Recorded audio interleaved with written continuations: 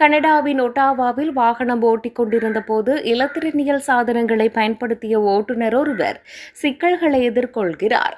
கடந்த செவ்வாயன்று 417 நெடுஞ்சாலையில் மாலை 5 மணியளவில் அவர் இந்த தவறை இழைத்துள்ளார்.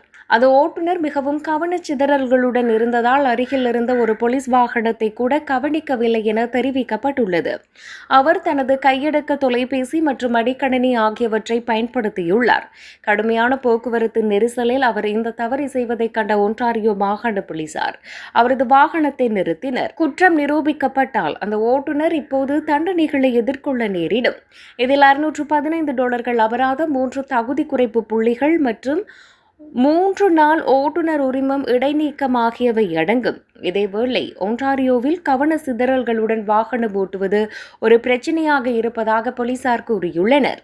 சாலைகளில் ஏற்படும் கடுமையான விபத்துகள் மற்றும் மரணங்களுக்கு இது முக்கிய காரணமாக இருப்பதாக சுட்டிக்காட்டப்பட்டுள்ளது.